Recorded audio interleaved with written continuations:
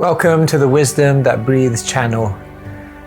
Across all our platforms, we try to share wisdom which is relevant and accessible to everyone.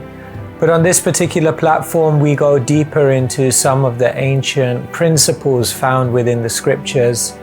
If you find some of the terminology difficult or inaccessible, then go over to our Keshava Swami YouTube channel where you'll be able to find other content which is perhaps more relatable. Thank you and enjoy the wisdom that breathes.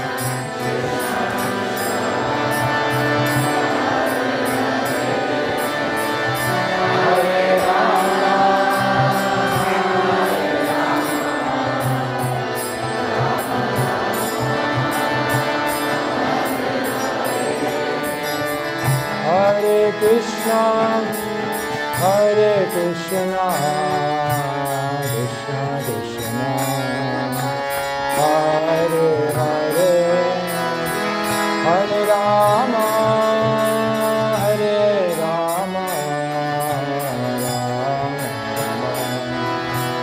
Hare Hare,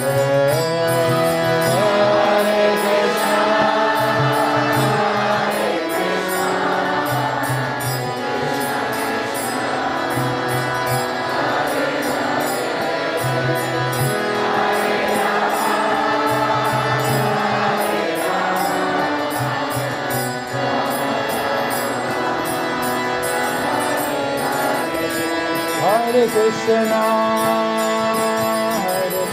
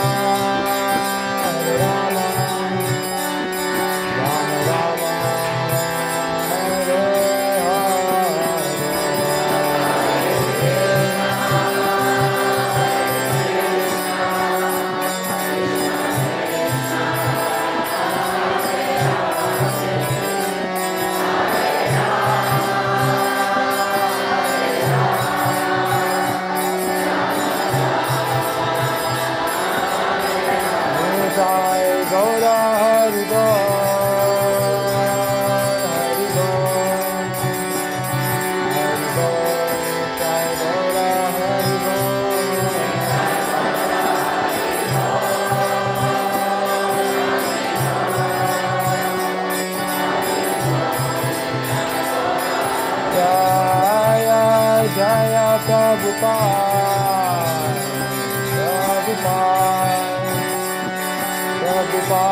Jaya Jaya Prabhupada.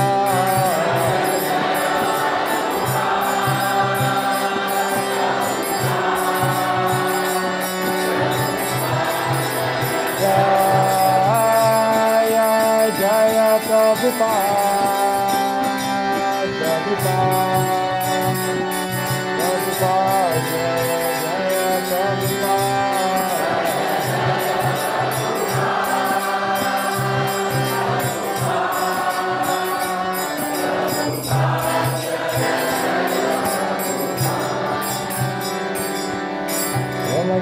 ज्ञानतिमिरान्धस्य ज्ञानञ्जनाशलाकया चक्षुरुन्मिलितं येन तस्मै श्रीगुरवे नमः। श्रीचैतन्यमनोभीष्टं स्थापितं येन भूतले स्वयं रूपा कदा मह्यं ददाति स्वापदान्तिकं वन्देऽहं श्रीगुरो श्रीयुतापदकमलं श्रीगुरोन् वैष्णवांश्च श्रीरूपं साग्रजातं सहगना रघुनाथान्वितं तं सजीवं साद्वैतं सावधूतं हरिजनासहितं कृष्ण चैतन्यदेवं श्रीराधा कृष्णपादान् सहगना ललिता श्रीविशाखान्वितांश्च हे कृष्ण करुणा सिन्धु दीनबन्धो जगत्पते गोपेश गोपिकान्त राधाकान्त नमोऽस्तुते तप्तकाञ्चन गौरङ्गी राधे वृन्दावनेश्वरी वृषभानुसुते देवी नमामि हरिप्रिये वंशाकल्पतरोर्भ्यश्च कृपा सिन्धुभ्येव च पतितानां पावनेभ्यो वैष्णवेभ्यो नमो नमः। श्रीकृष्ण चैतन्य प्रभु नित्यानन्द श्री अद्वैत गदाधर श्रीवासदि गौर भक्तवृन्द। हरे कृष्णा कृष्णा कृष्णा हरे हरे हरे राम राम हरे हरे। घंटराज श्रीमद् भागवतम की जय।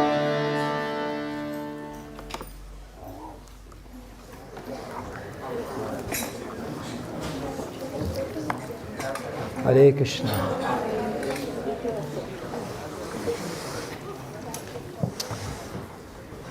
Thank you so much everyone for coming. I feel like being at school again. The desk. Hare Krishna. Thank you so much. Today we're reading from Srimad Bhagavatam, Canto number 8, chapter number 22, entitled Bali Maharaj Surrenders His Life. Today we're reading from text number 24. Om Namo Bhagavate Vasudevaya. Om Namo Bhagavate Vasudevaya. Om Namo Bhagavate Vasudevaya.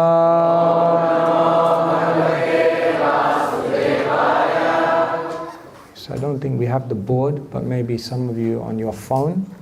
8, 22, 24. Shri Bhagavan Uvacha Brahmanyam Anugranami Tadvisho Vidunomyaham Yanmada Purushashtabdo Lokamam Chavamanyate Shri Bhagavan Uvacha Brahmanyam Anugranami Tadvisho Vidunomyaham Yanmada Purusha Shabdo Lokamam Chavamanyate Shri Bhagavan Uvacha Brahmanyam Anugranami Tadvisho Vidunomyaham Yanmada Purusha Shabdo Lokamam Chavamanyate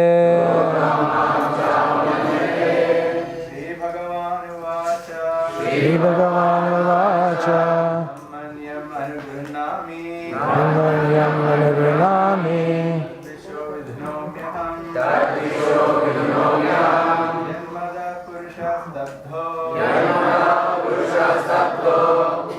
Yanmada Purusha Stabdo Lokamam Chavamanyate Shri Bhagavan Uvacha Brahmanyam Anugranami Tadvisho Vidunomyaham Yanmada Purusha Stabdo Lokamam Chavamanyate Shri Bhagavan Uvacha Brahmanyam Anugranami Tadvisho Vidunomyaham Yanmada Purusha Stabdo Lokamam Chavamanyate Shri Bhagavan Uvacha Brahmanyam Anugranami Tadvisho Vidunomyaham Yanmada Purusha Stabdo Lokamam Chavamanyate Mataji. Shri Bhagavan Uvacha Brahmanyam Anugranami Tadvisho Vidunomyaham Yanmada Purusha Stabdo Lokamam Chavamanyate Shri Bhagavan Uvacha Brahmanyam Anugranami Tadvisho Vidunomyaham Yanmada Purusha Stabdo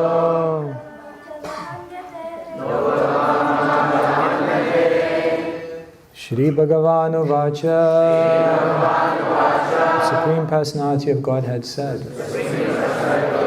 Brahman, O Lord Brahma, Yam, unto anyone to whom Anugranami, I show my mercy, Tat, his, Visha, material opulence or riches, Vidunomi, take away, Aham, I, Yatmada, having false prestige due to his money,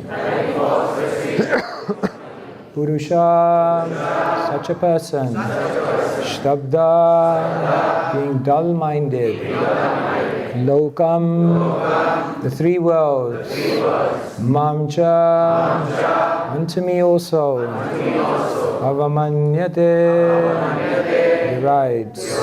Translation and purport by His Divine Grace, Srila A.C. Bhakti Vedanta Swami Srila Prabhupada Ki. The Supreme Personality of Godhead said, my dear Lord Brahma, Because of material opulence, a foolish person becomes dull-witted and mad. Thus, he has no respect for anyone within the three worlds and defies even my authority. To such a person, I show special favor by first taking away all his possessions. Purport. A civilization that has become godless because of material advancement in opulence is extremely dangerous. Because of great opulence, a materialist becomes so proud that he has no regard for anyone and even refuses to accept the authority of the Supreme Personality of Godhead. The result of such a mentality is certainly very dangerous. To show special favor, the Lord sometimes makes an example of someone like Bali Maharaj, who was now bereft of all his possessions. Srila Prabhupada ki Jai. So in life, it's so easy to become proud. In English they say, even the pauper is proud of his penny. So we become proud at any small thing. And the Lord is making the devotees humble. Once there was a king and he asked his minister, I want to know, what is the daily work of God? So his minister, he said, I don't know, maybe creation. The king said, what are you talking about? Creation is one-off. What is the daily work of God? What does God do all day? I'm here working so hard. What is he doing? The minister didn't know how to answer. The king said, if you don't come back and tell me in the next day, I'm going to kill you. So the minister went out into the kingdom looking very morose, thinking hard. What is the daily work of God? Then he asked his disciple, there was one student he had. He said, the king told me what is the daily work of God. If I can't answer it, he's going to kill me by the end of the day. The minister student said, that's easy task, easy answer. Take me, even I can answer that. So they turned up in front of the king. The king said, you better have found out the answer. The minister said, it's so easy, even my student can tell you. So the student came forward. The king looked at him and said, what is the daily work of God? This better be good. And the student, he looked at him and he said, hang on. Before I answer, you're the one asking the questions, I'm the one giving the answers, but you're sitting on the throne and I'm sitting on the floor? There's no good etiquette. First you come down. I will sit there, and then you can ask me a question. So the king was reluctant, but what to do? He came down, the student sat up. The king said, what is the daily work of God? The student said, the daily work of God is to bring the proud down and take the humble up. Material law of gravity means that if you go up, then you must come down. Pride cometh before the fall. As soon as one thinks they are something, as soon as one thinks they have achieved, they are important, they are distinguished, know for sure, punar mushtiko bhav, Prabhupada says, you will again become a mouse. But if you're humble, then Krishna will lift you up, because the spiritual law of gravity is that what goes down must come up. If you bow down in humility, then you will rise up in grace, for sure.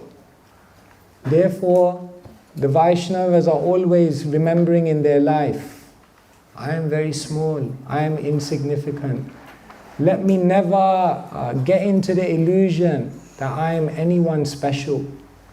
One time the devotees were talking amongst each other, And then they were mentioning someone, oh, he is a big devotee. Prabhupada overheard. Someone was, oh, he is a big devotee. Prabhupada said, big devotee?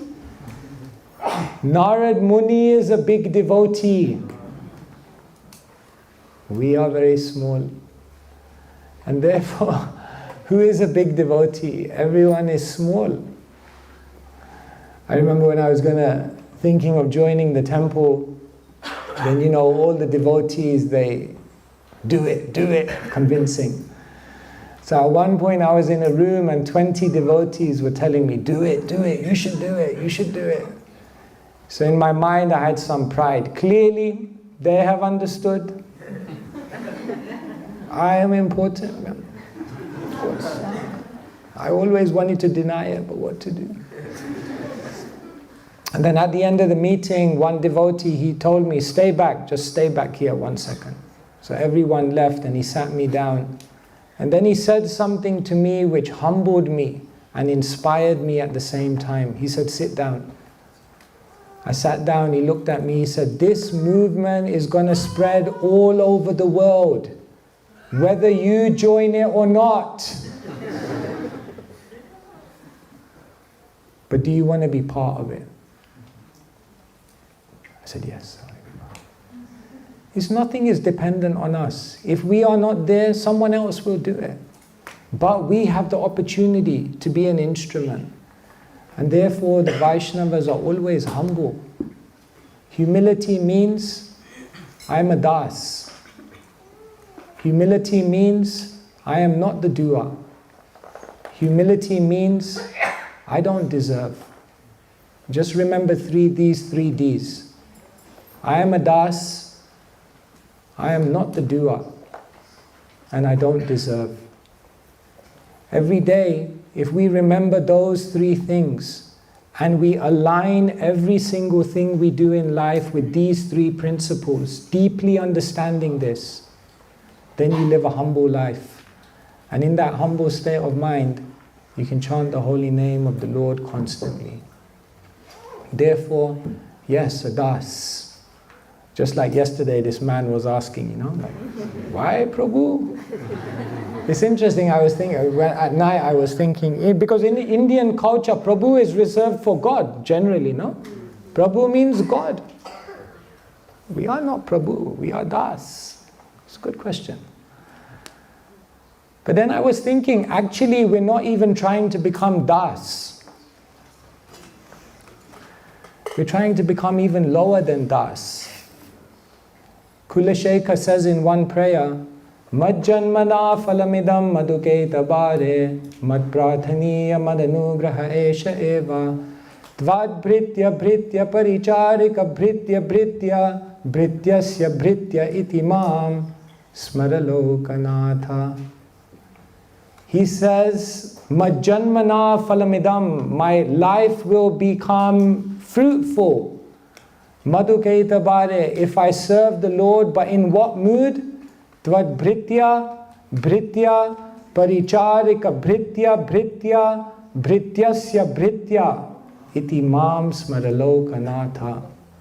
Not if I become the das of the Lord, but if I become the servant of the servant of the servant of the servant of the servant of the servant of Krishna. So actually, we want many Prabhus in between us and the ultimate Prabhu, the Lord. Therefore, the more devotees that we see as Prabhu, the more devotees that we serve, then we can actually please the ultimate Prabhu. And therefore, a devotee is always offering respect to everyone else as Prabhu. So this is the one quality by which you can understand someone has realized some advancement in their spiritual life. Humility. Rupa Goswami, his humility was so deep. Mahaprabhu says in one verse, Aji hoite dunhar naam rupa sanatan, dainya chadi dainya tomar fatemo raman. Mahaprabhu says, Aji hoite dunhar naam rupa sanatan. From today, your too names will be Rupa and Sanatan. Mahaprabhu looks at them and says, I'm initiating you, but you give me one Guru Dakshin. Dainya Chadi, give up your humility. Fate Mora Man, your humility is so deep that it's breaking my heart. Of course, he was not saying literally, give up your humility, but he says, your humility is so touching, your humility is so deep, that is breaking my heart to see someone so pure, someone so advanced as both of you, who have such deep humility. If you're humble, you touch Krishna's heart.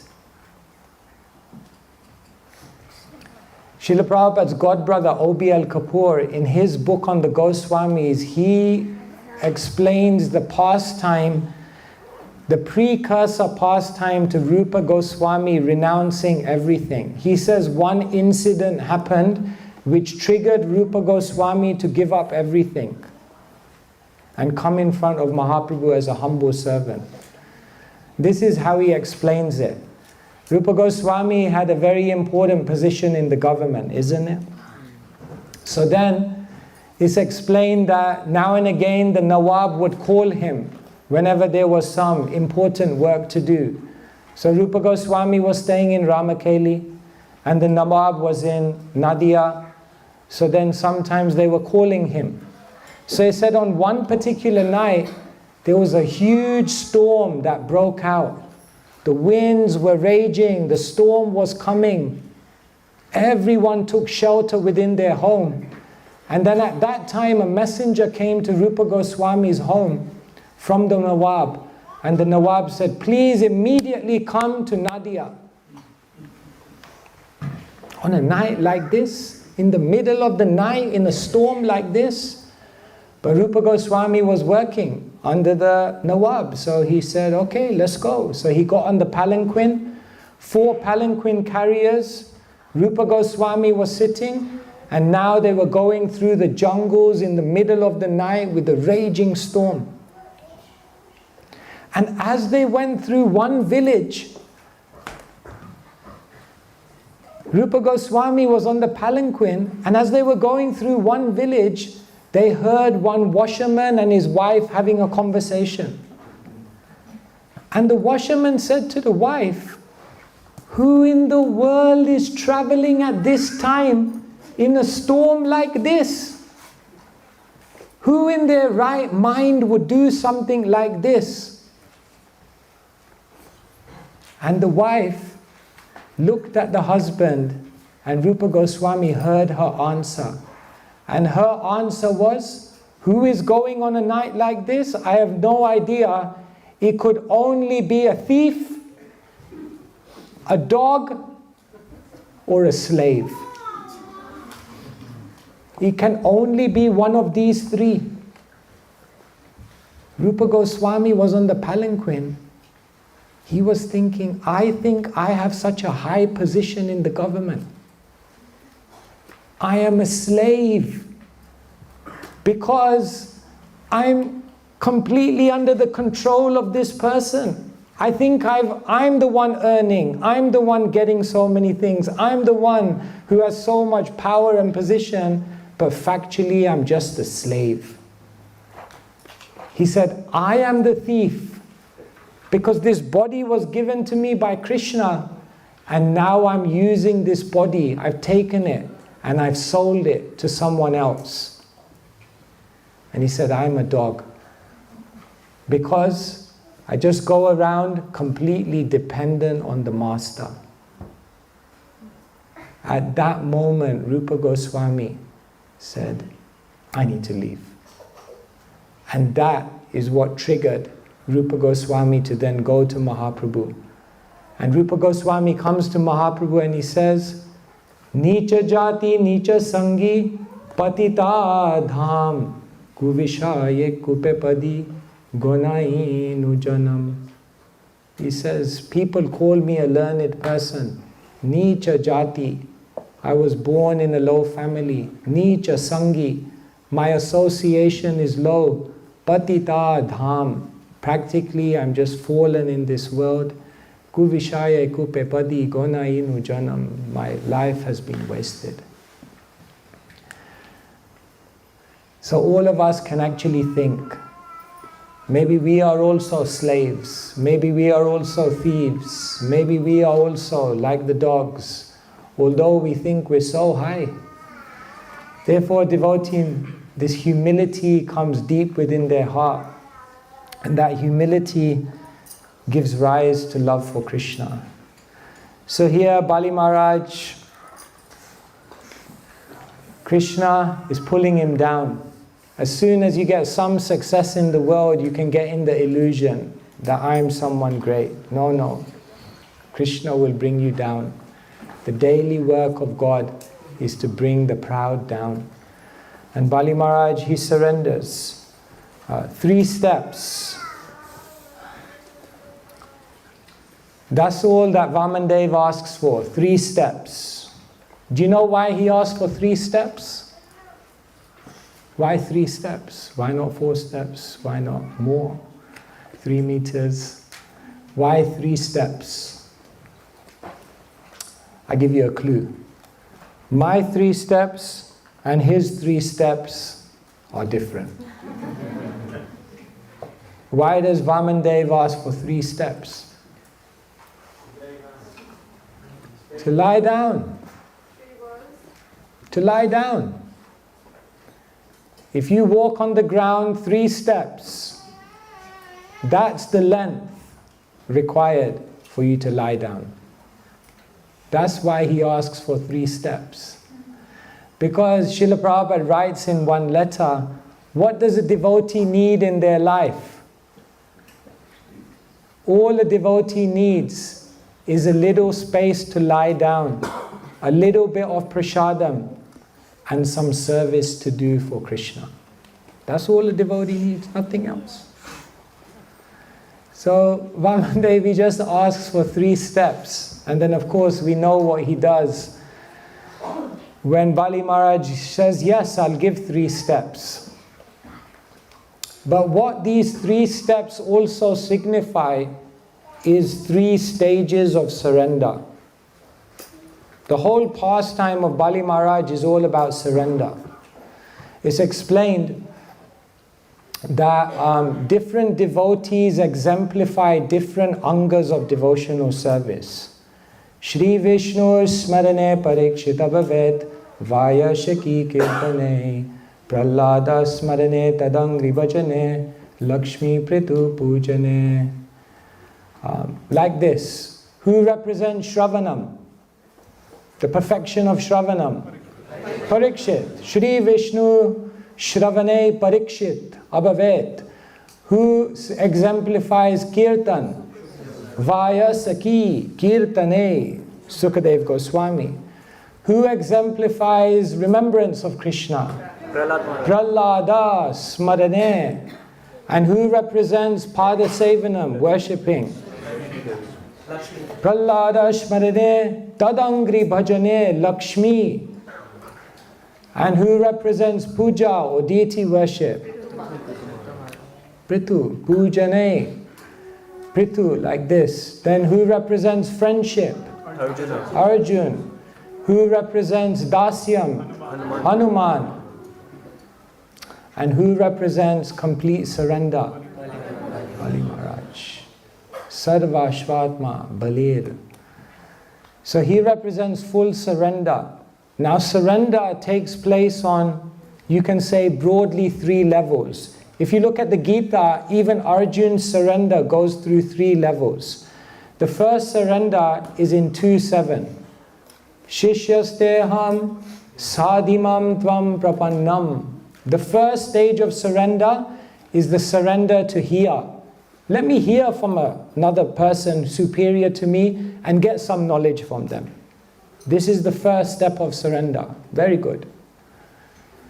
But then the next step of surrender is later on in the Gita. Krishna says, Devi hyesha gunamayi mama maya duratyaya mameva ye prapadyante maya metam tarantite. Here Krishna is saying the second step of surrender is to know that you're in a complex world which is very difficult to overcome. And how do you overcome that? You have to engage in service. You have to surrender to the process of Krishna consciousness. So the next level of surrender is not just to hear from the devotees, but the next level of surrender is then to begin giving something to Krishna. But then the final and ultimate level of surrender, Sarva dharman parityaja mamekam saranam braja aham dvam sarva papebhyo mokshayishyami ma sucha. The final level of surrender is that you don't just hear from the devotees or hear from the Lord. You don't just give and serve and offer to the Lord. But what you do is you actually surrender your heart to that person. One type of surrender is the hearing. The next type of surrender is the giving. But the ultimate type of surrender is the aligning of one's will with the will of the Supreme Lord. Therefore, Bali Maharaj, if you look in his pastime, it's the same process of surrender. First, what does he do? He hears. What do you want me to do? Tell me, I'm open. Whatever you want, I'm all ears. Already surrendered, but just on the hearing level. Then later on, what happens? He surrenders by giving. Because the Lord says, I just want 3 steps. And with 2 steps, Bali Maharaj gives everything. All the upper, middle and lower planetary systems, all given. But Krishna is not satisfied. Because hearing is one surrender, very good. Giving is another surrender, very good. But I want more. And therefore he says, with the 3rd step, where am I going to put it? Put it on my head. And that refers to the surrender of giving one's heart, aligning oneself's will with the Supreme Lord's will. And so, yes, Bali Maharaj gives 3 steps of land. But ultimately, it's also teaching us that there are 3 levels of surrender. Therefore, yesterday I was explaining that we can't think that we're going to be comfortable in material life. But the interesting thing is, we can't even think that we're going to be comfortable just in our spiritual life. The only comfort is when we're completely aligned with Krishna, comfortable in Krishna consciousness. And therefore, through these stages of life, Krishna will keep drawing more and more. And here Krishna says, I'm taking away. But what Krishna is taking away is all the illusion, and he's drawing more and more surrender. And that surrender is the ultimate goal of our life. So here Krishna is saying, when we become materially opulent, then we become proud. To never be proud. Kunti Maharani says, Janmeshwarya Shruta Shri Bhir Edaman Amadapuman Nirvarhatya Vidatum Vei Tamakinchana Gocharam. In life, if you want to know whether you got good karma, just ask yourself, Janma, was I born in a good family? Yes, good karma. Aishwarya, do you have wealth? If the answer is yes, good karma. Shruta, good intelligence, good karma. Shri, beautiful, good karma. But Kunti Maharani says, if you become intoxicated by all of these things, if you feel that this makes you valuable, if you feel this makes you successful, and if you're therefore trying to increase these things, you can never worship the Lord with sincere devotion. Only one who realizes these things are completely insignificant. And is mentioned by the acharyas that of these 4 things, the thing that's the most intoxicating is Aishwarya, opulence. Because as soon as you have money, then the tendency to be the controller and the enjoyer increases more and more and more. So Krishna takes it all away. If we have these things, we don't need to give them up. But we need to realize that they can make us proud. And therefore, if we have these things, we have to realize they're gifts from Krishna and they have to be utilized for Krishna. Then those things can be the cause of your deliverance. Otherwise, all of those things, and especially opulence, leads people to become completely illusioned in this world, completely proud. And in that pride, they miss out on the greatest opportunity of the greatest wealth, which is to have love for the Supreme Lord. If you're proud, you can't last in spiritual life. Because if you're proud, definitely you will commit an offense. But if somehow, even if you remain in the Krishna consciousness movement, if you're proud, you can't learn. Because when we're proud, there's no space for any more knowledge to go in. And even if somehow we're proud, we remain in the movement and we learn many things, if you're proud, you can never love. Because a proud person is always focused on themselves.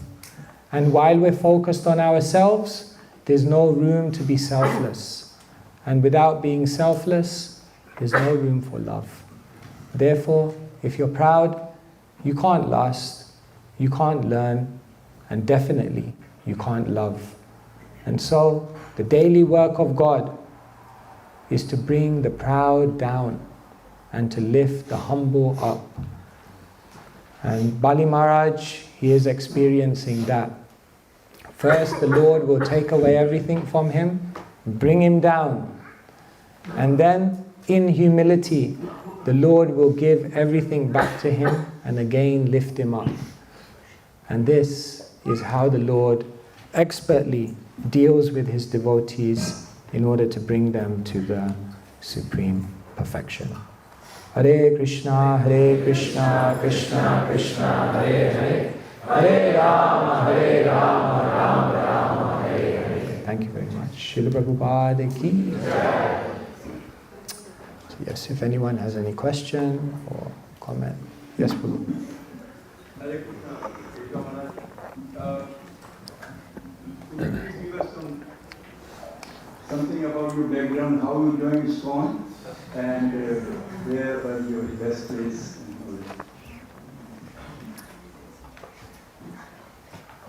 Thank you, Prabhu. Everyone has their story of how they joined ISKCON. But I say there's only one story for everyone. A devotee came in your life and destroyed everything. That's it. There's only one story. All the rest is just details. There's only one story. Devotees are disruptors. They come into your life and they disrupt everything. So you, me, every single one of us here, we have been victimized by the Vaishnavas. So the first person who disrupted my life was Srila Prabhupada. Because Prabhupada had conviction, Prabhupada had clarity, and Prabhupada had incredible compassion. If you meet someone who has that combination of qualities, they have complete conviction, they have complete clarity in what they're conveying, and at the same time they have a heart of love. Those types of people are dangerous. So Srila Prabhupada captured my imagination, and then I was impressed by the devotees. Because the devotees, you know what impressed me about the devotees? Three things impressed me about the devotees. The first thing is how much prasadam they could eat. That was like super impressive for me. I was like, God, these guys, it's definitely superhuman capacity. The second thing that impressed me about the devotees was that they could answer any question. It was like, these guys can answer anything. Where did he get all these answers from? And the third thing that impressed me about the devotees was that they were so hardworking. I saw these devotees morning to evening serving. And so for me, how did I come to Krishna consciousness? The devotees captured my imagination. Special people. Would you like to tell us where did you meet Prabhupada? This city, Vrindavan or somewhere else? Did well, physically I never saw Srila Prabhupada with my eyes. But yes, I heard Srila Prabhupada, his lecture. That was the first real contact. Back in those days, Prabhupada, they had these Prabhupada lectures on white cassettes. So I had one of those cassettes, I got them from somewhere. So I heard Prabhupada's, and I must have heard that lecture many times. And definitely something in Srila Prabhupada's voice was profound. Mukunda Maharaj, he mentions when he went to see Prabhupada at the Bowery, he says, I heard Prabhupada lecture and I couldn't really decipher what he was saying, but the tone of his voice made me think this man has something urgent to tell the world. I don't know what it is, but definitely there's something in his voice, some urgency. So the sadhus, they have this potency in the sound vibration. So, yes. Yeah, then I met the devotees and then, what to say? Rest is history. And am I allowed to ask another question? Why is there so much importance about the lotus feet of Krishna? Why is there so much importance of? You have to Lotus feet of Krishna.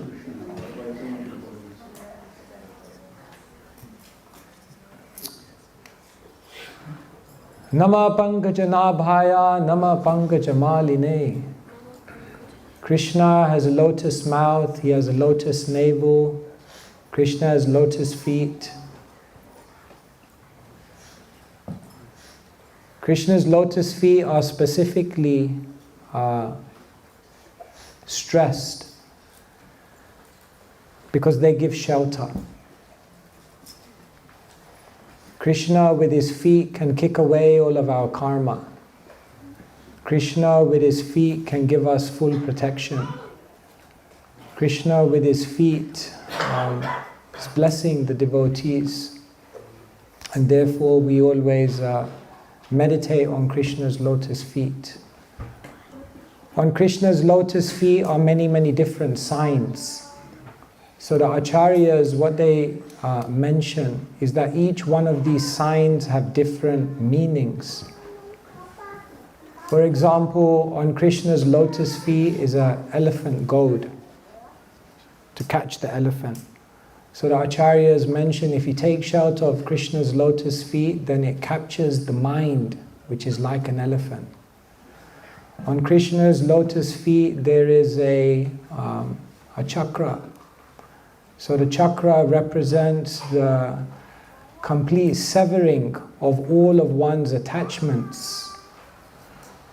On Krishna's lotus feet there is an umbrella. And that umbrella represents, just like how Krishna lifted Govardhan hill and used it as an umbrella to protect from all of the onslaughts of Indra. In the same way, Krishna's lotus feet will protect one from all the unpredictability of material nature. So Krishna's lotus feet are adorned with many, many different signs. And each one of these signs gives a devotee a gift in their life. And therefore the devotee takes shelter of those lotus feet. Okay, thank you. When you talked about the importance of praying the Lord and Das as devotees, sometimes in that capacity where you're trying to be the servant of the servant of the servant, there's a byproduct of awe and reverence.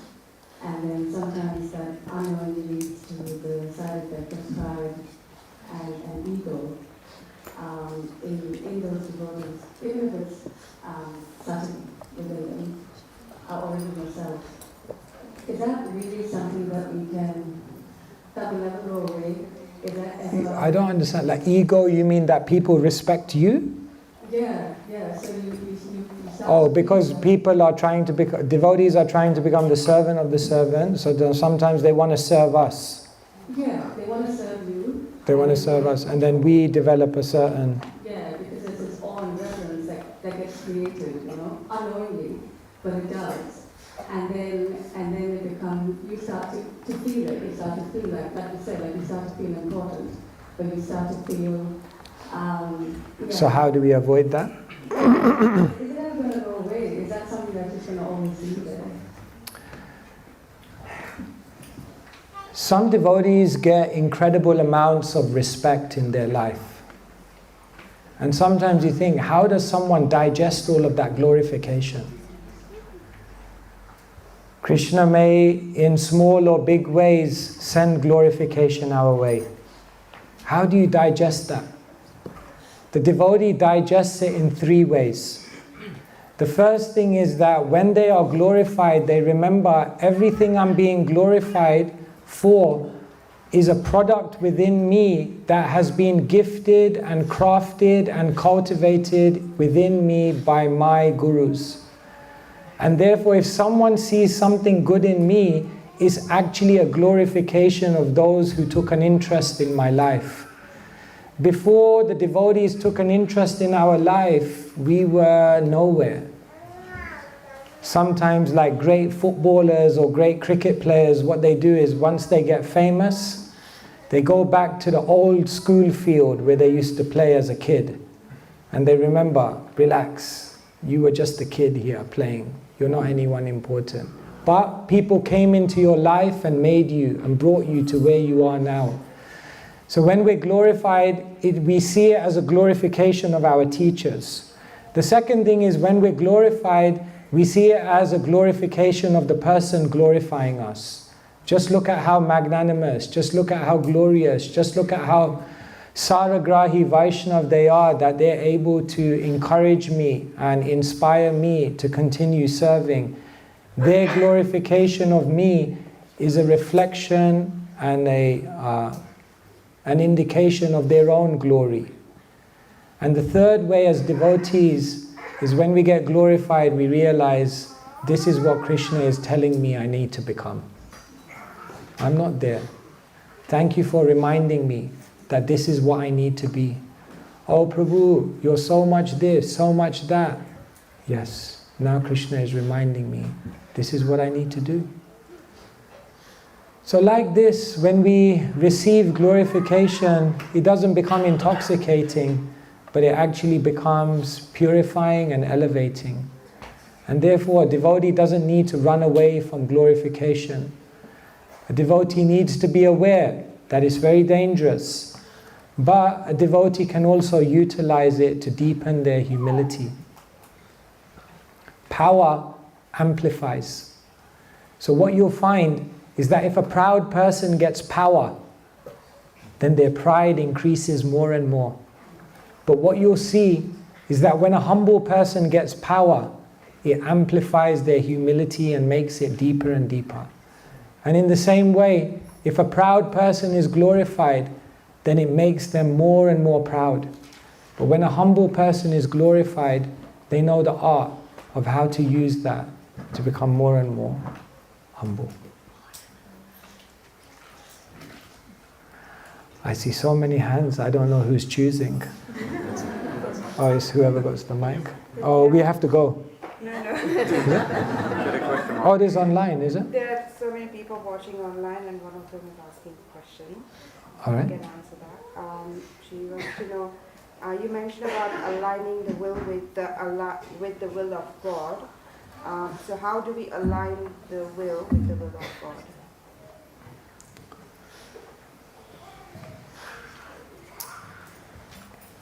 Relatively, it's easy to follow the word of God.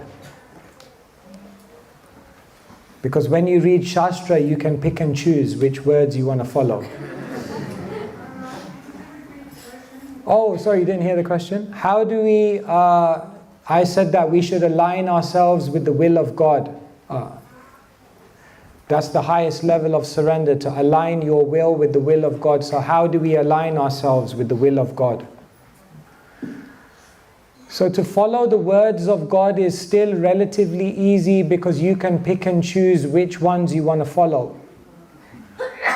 But harder than following the word of God is to follow the will of a devotee. Because devotees are very specific. Do this.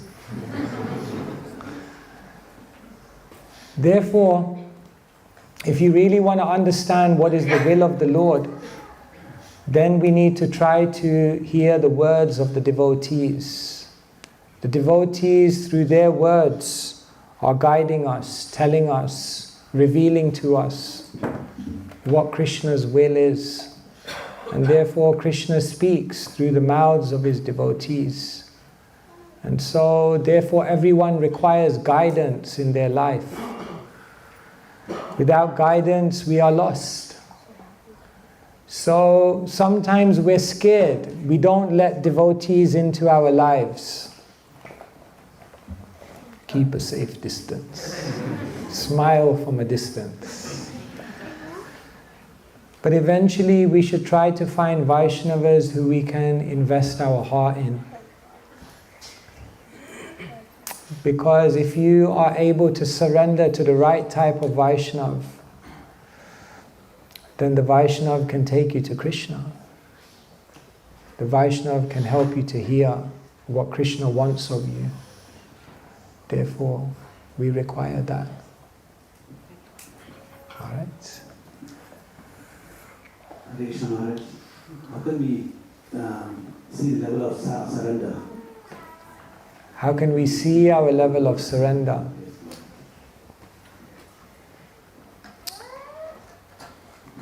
As I mentioned, there are 3 levels of surrender: hearing, giving, and then aligning.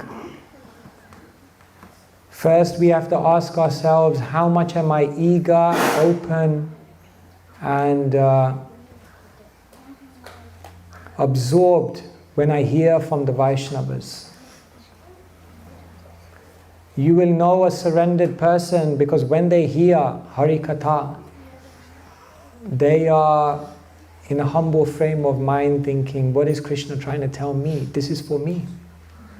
Sometimes we're in a class and we're just thinking, what a great class. I wish that person was inside this class. They really need to hear this one.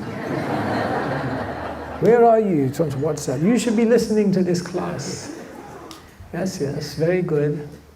Maybe the class is also for you. So the first level of surrender is that the Vaishnava is always thinking, what is Krishna telling me? Always open. Open to correction. Open to elevation of understanding. Second level of surrender is giving. So then we have to ask ourselves, how much am I utilizing every part of my life for Krishna? Yad karoshi, yad ashnashi, yad johoshi, dadashi yad, yad tapashyasi konteya, tat kurushva, madarpanam. Whatever you eat, whatever you have, give it to Krishna. Manasadeho, geho, jo kichu more. It's all yours, take it. In Vrindavan, we once went to someone's house and so someone was saying, what's that? He said, that's Krishna's cupboard. What's that? That's Krishna's bed. What's that? That's Krishna's clock. What's that? That's Krishna's kitchen. And he pointed at Krishna and said, who's that? That's my Krishna. Everything is Krishna's. Krishna is mine. Mamata. Everything is Krishna. So then that's the second way in which we understand our surrender. That what are we doing practically? What are we giving? How much of our life are we holding back? Here, Krishna, take all for you. And Krishna is saying, but what's behind your back? I want to see that. No, so much for you. Yes, that's very good. What is there? And then third level of surrender is aligning. This is the hardest one. Because Krishna switches everything up. Krishna changes all the... You're like, Krishna, this is not the plan. Krishna changes everything. Are you ready to walk with all of Krishna's changes? Vraja means to walk. Bhaktisiddhanta Saraswati Thakur says, Vraja also etymologically means that the Brajabasis are always walking with Krishna. Krishna may go this way. Krishna says, let's jump into a tree. Let's go into the mouth of Agasura. Let's go here. Let's go there. Oh, Krishna, are you crazy? Okay, we'll go with you. Ready to always go with Krishna's plan. But we're fighting. No, Krishna, how you could do this? No, Krishna, I know better. Come in front of Krishna on the altar. Krishna, you're smiling. You're on the altar smiling, playing your flute. Do you know what I'm going through? That's the hardest one. Put your hand up. If there's not one thing you want to change in your life.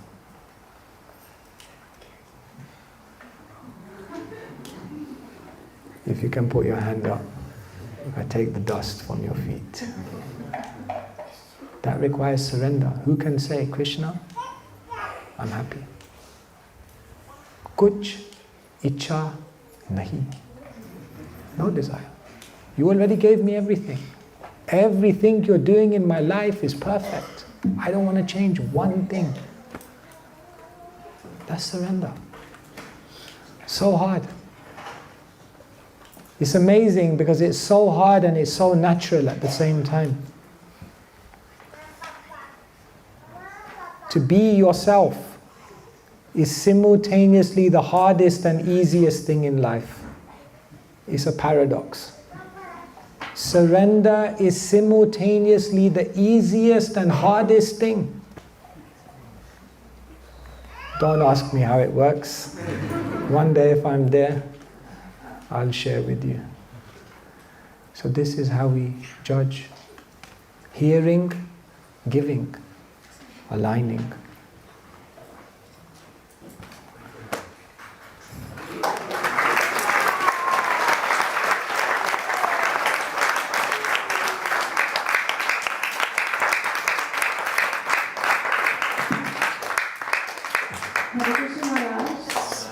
Thank you so much for sharing these words of wisdoms. So in your lecture you were explaining like we should use all the whatever we have received, we should first of all accept them as a gift of Lord Krishna, and then we should use them in His service. So how do you understand like beauty, how you can understand like how you can engage your beauty in service? People listen to beautiful people. It's a social known fact. If a politician is handsome, they have much greater chance of getting elected. It's a social known fact. Even when Krishna came as Mohini Murti, then her beauty was so captivating that Mohini Murti went to the demons, they were completely bewildered. Yes, whatever you want.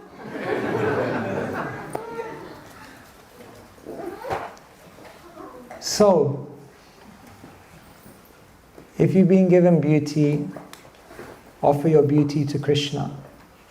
Don't offer your beauty to some relative relationship of this material world. And know that as a result of that karmic thing, people may give you some attention. Don't try to draw attention to yourself, but know that even if you don't, people are going to, because it's a karmic gift. Never use it to exploit. Never use it to enjoy, but simply engage it for Krishna. And if people are going to listen to you, Jaradeka, Darekaha, Krishna Upadesh. Want to listen to me? Surrender to Krishna. That's what you should do. So, like that. Chintamani was, we were talking about Chintamani. Chintamani Jayati Soma Girir Gurur Me. Chintamani has become my guru because she was a prostitute, obviously attractive.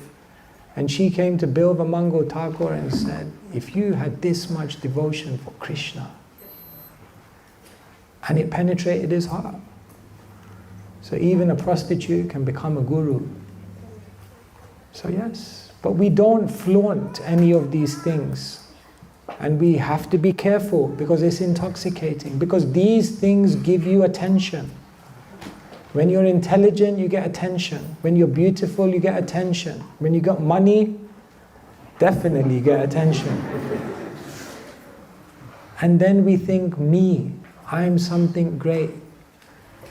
In a moment, Krishna can, boom, take it away. Like that. Once I met someone, amnesia, banged his head, amnesia.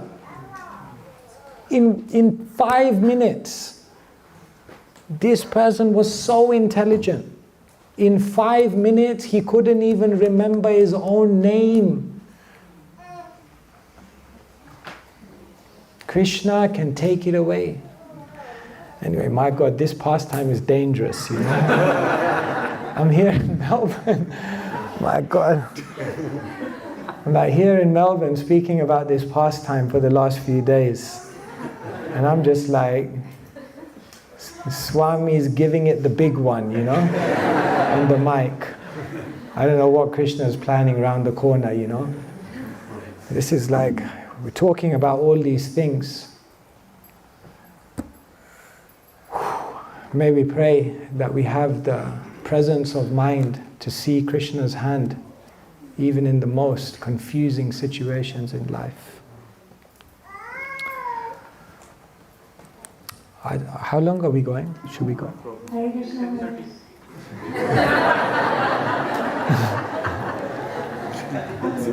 What practical steps can we take in our lives to develop humility and tolerance?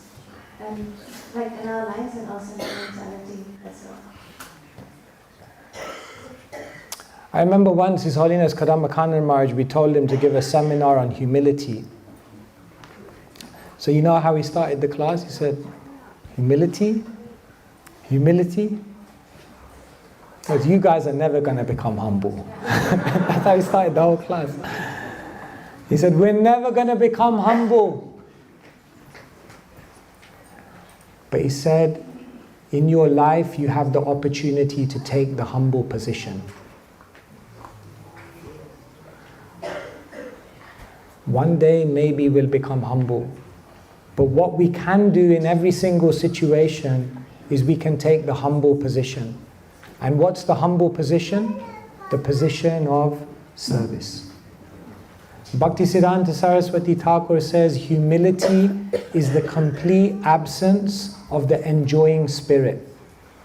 And if you switch that statement, what it means is that humility is the complete presence of the service spirit in every situation. And therefore the easiest and most practical way to become humble is to ask in every situation, how can I serve? If someone is suffering, how can I serve them? Lend them your ears. If you're a parent, how can I serve my kids? If you're a leader, how can I serve the people underneath me so they can flourish in their service? In every situation, just try to be a servant. If you're speaking a class, then how can I serve others to understand and become inspired by the immortal words of the Bhagavatam and not draw attention to myself? If I'm a Kirtan leader, how can I serve to encourage everyone to chant from their heart? That's what we're trying to do. So it means to take ourselves out of the center, which is hard. But service is so relishable that if you just get into service, if you learn to love devotional service, then it becomes much easier to be humble. Because it said there's Jadananda, the happiness that comes from material things. Higher than that is Brahmananda, the happiness that comes from impersonal understanding. Higher than that is Premananda, the happiness that comes from love. But the Acharyas say even higher than that is Sevananda, the happiness that comes from service. Therefore, even when Krishna's charioteer Daruka is fanning and he feels symptoms of ecstasy, then what does he pray for? Let those symptoms disappear so that I can carry on with my service. Because the happiness of service is the highest. And so, if service becomes your life, you're on a good track.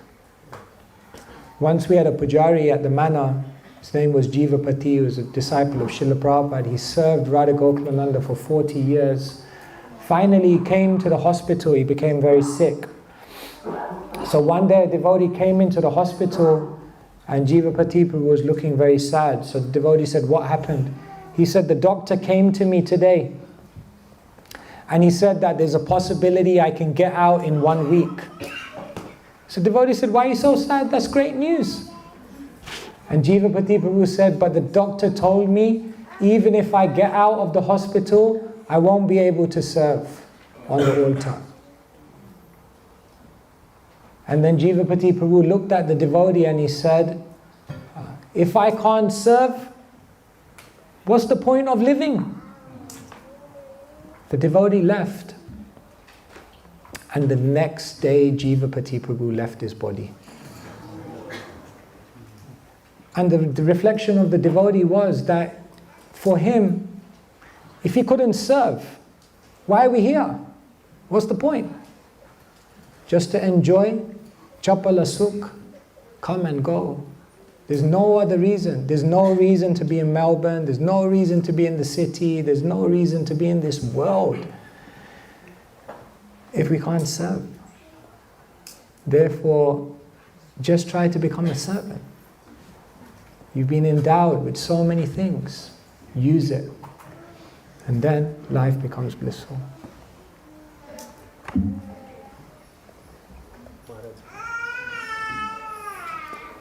Yeah, I don't know. It's confusing for me. Whoever says it just... Okay. Half-day fasting today. It's half-day fasting? Okay. So we have time, no break. Oh, we have time? No.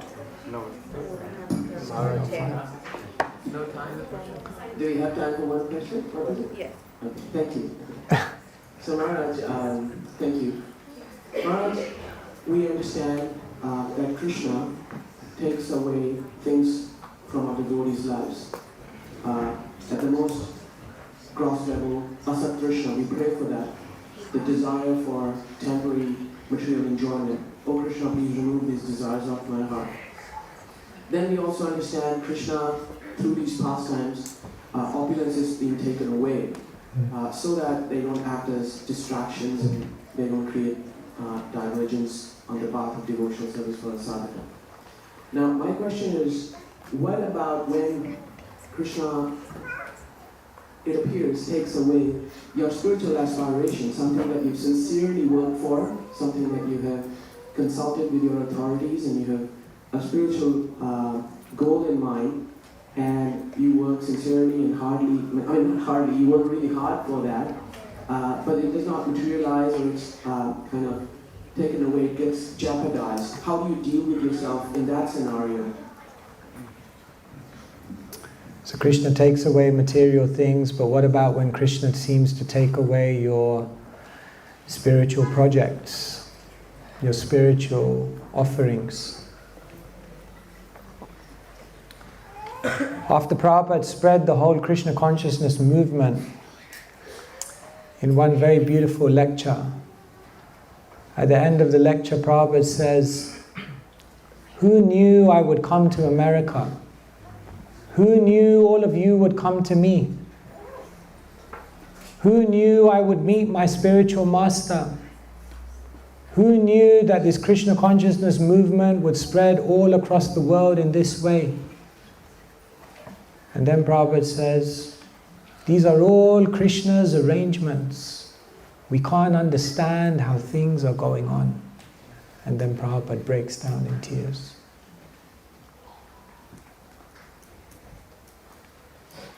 Prabhupada was being denied again and again. Jhansi failed. Delhi failed. Prabhupada writes to the Prime Minister, I'm crying alone in the wilderness. Prabhupada comes to America. Butler, not the right place. Moves to the Upper East Side of New York. Not the right place. Then moves down to the Lower East Side, the Skid Row. And in the most unlikely place, the Krishna consciousness movement takes birth. Prabhupada came from the center of the spiritual world, Seva Kunj Vrindavan. And then Krishna sends him to the center of the material world, New York, Lower East Side, Skid Row, to begin the Krishna consciousness movement. Who can understand it?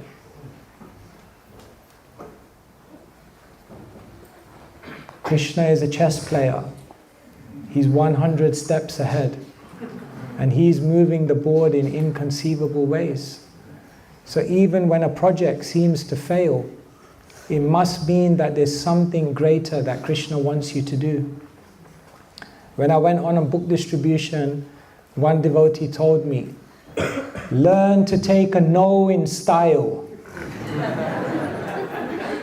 I said, what do you mean? I don't want no's. He said, no, learn to take a no in style. Are you interested? No. Don't worry, have a great day. Have you got time? No. Don't worry, have a great day. Learn to take a no in style. Because every no is one closer to a yes. And then later on I realized it's not just the art of book distribution, it's the art of life.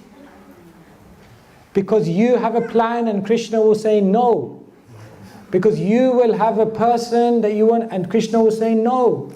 And you will have an idea and Krishna will say no.